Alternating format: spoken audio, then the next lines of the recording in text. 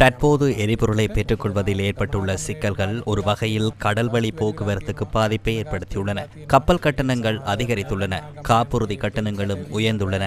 அதேபோன்று சில கப்பல் போக்குவரத்துகளில் எரிபொருளை ஏற்றுவதிலும் இறக்குவதிலும் தடைகள் ஏற்பட்டுள்ளன. இதனால் நாம் மாத்திரமல்ல, உலகில் உள்ள அனைத்து நாடுகளும் ஏதோ ஒரு வகையில் எரிபொருளை பெற்றுக்கொள்வது எப்படி என்ற சவாலை எதிர்நோக்கியுள்ளனர்.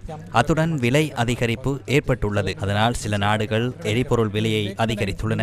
அந்த நிலைமைக்கு ஏற்ப நாமும் சில மாற்றங்களை செய்ய வேண்டியுள்ளது. இப்போது விலையை விடவும் எங்களிடம் உள்ள கையிருப்புகளை சரியாக பயன்படுத்துவதே மிகவும் முக்கியமானது. ஆகவே பல்வேறு தரப்பினருடனும் நிறுவனங்களுடனும் கலந்துரையாடி எரிபொருள் விநியோகத்தை தடையின்றி முன்னெடுத்து செல்ல முயற்சி செய்கின்றோம். தற்போது ஒரு விசேட நிலைமை ஏற்பட்டுள்ளது. ரஷ்யாவிடமிருந்து எரிபொருளை கொள்வனவு செய்வதில் காணப்பட்ட பொருளாதார தடைகள் ஒரு மாதத்திற்கு இடைநிறுத்தப்பட்டுள்ளன.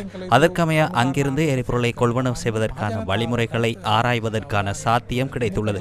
அரசாங்கம் என்ற ரீதியில் செய்ய வேண்டிய பணிகளை நாம் முன்னெடுக்கும் அதே சந்தர்ப்பத்தில் பொதுமக்கள் இது தொடர்பில் விசேட கவனம் செலுத்துவது அவசியமாகும். நாம் எவ்வாறு எரிபொருளை சிக்கனமாக பயன்படுத்துவது என்பது தொடர்பானதாகும். ஏனெனில் இது தனிப்பட்ட ஒருவருக்கு பாதிப்பை ஏற்படுத்தும் விடயமல்ல. இது ஒட்டுமொத்த பொருளாதாரத்திற்கும் உலகத்திற்கும் பாதிப்பை ஏற்படுத்தும் ஒரு பிரச்சனையாகும். நாளை முதல் எம்மால் எரிபொருளை கொள்வனவு செய்ய முடியாது என்ற நிலை ஏற்பட்டாலும் இந்த சித்திரை புத்தாண்டு வரை எமக்கு எந்த பிரச்சனையும் ஏற்படாது. ஏப்ரல் மாதம் வரை தேவையான அனைத்து வகையான எரிபொருட்களும் கையிருப்பில் உள்ளன. சிலவற்றை மே மாதம் வரை கூட எம்மால் கொண்டு செல்ல முடியும்.